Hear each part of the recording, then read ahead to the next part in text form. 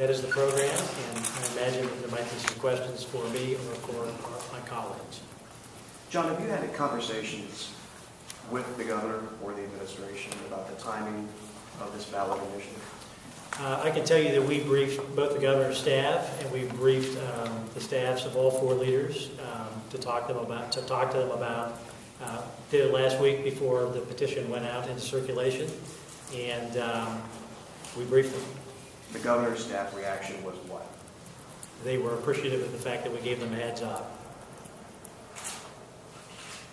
Do you have an estimated cost on how much is campaigning, all the signature collections, and then the voter education, how much that's going to run? Sure. I can take a stab at that, Laura. We are, we're anticipating it would be a $10 to $15 million campaign all in.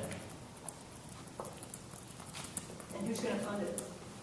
Well, that's yet to be determined. Our campaign structure is coming together, and we have not yet gotten to the point where we've made the formal asks of all the folks who we think could potentially support that. So that's a work in progress.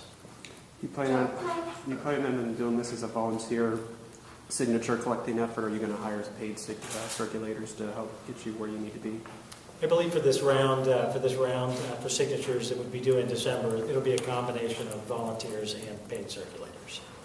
Now, who do you have backing this right now? Are there organizations that are a part of this? Sure. As I said, we are just starting the process. We've spent so much time around the alliance and in the legislative effort that we're now pivoting to put together the formal campaign apparatus. I can tell you that the Ohio Hospital Association and the SEIU have been very helpful so far. And there are other provider types, advocate types, and business folks who have been very active on the legislative front that we anticipate will be with us on this ballot this year. How do you think that the announcement of this petition drive will impact what's going on in the legislature?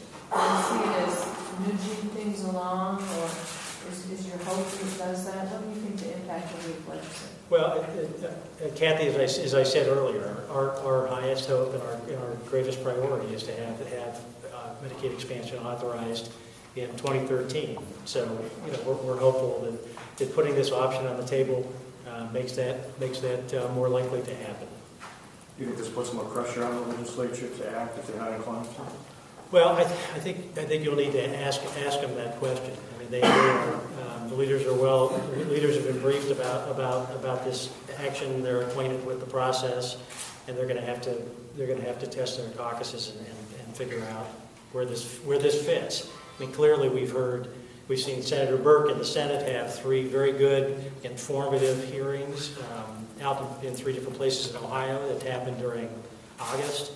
We continue to hear that in the House that there will be new bills that will be introduced very soon that deal with both reform. We're not sure what reform exactly means, but deal with reform and perhaps expansion and how this weighs in.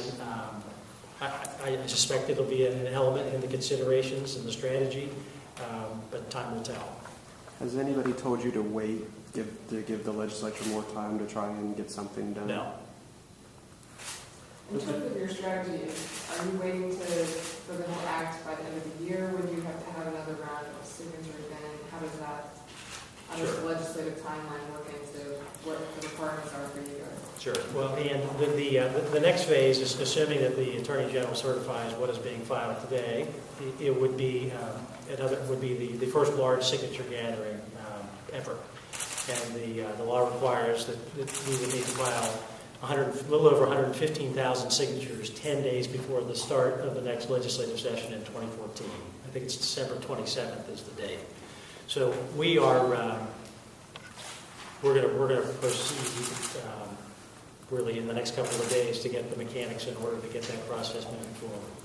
But that's the timeline. That's the next requirement that we have is in late December. If the legislature comes through with some sort of reforms, but it's short of full expansion, do you guys just march forward with your petition then, or? Laura, I think that's an entirely fair question for which I can't give you an answer today. I think that there's There's a little bit of a hypothetical nature to that, which I think you'd accept, but I think, I would defer to time and to the people who are going to be the formal folks who comprise the committee and run this effort. We could get into a little bit of cat and mouse game here, though. I mean, you don't want to spend a whole lot of time and money collecting all these signatures if in the end, come the end of November or whatever, the legislature actually does something. Well, again, unless there is quick action in the next couple of weeks, unless there is some ironclad sign that the expansion is going to be authorized, I believe that the plan is to move forward with this first effort to gather signatures toward the end of December. So is your plan to then start the process of collecting the signatures immediately, to have them in hand, as opposed to waiting to see definitively what the legislature's going to do? The plan right now, not a final plan, is to get that first round signature gathering apparatus in place in the next 2 weeks, and then assuming that we get certified by the Attorney General, and then to start signature gathering before the end of September. John, Michigan's Republican governor said this morning that Medicaid expansion is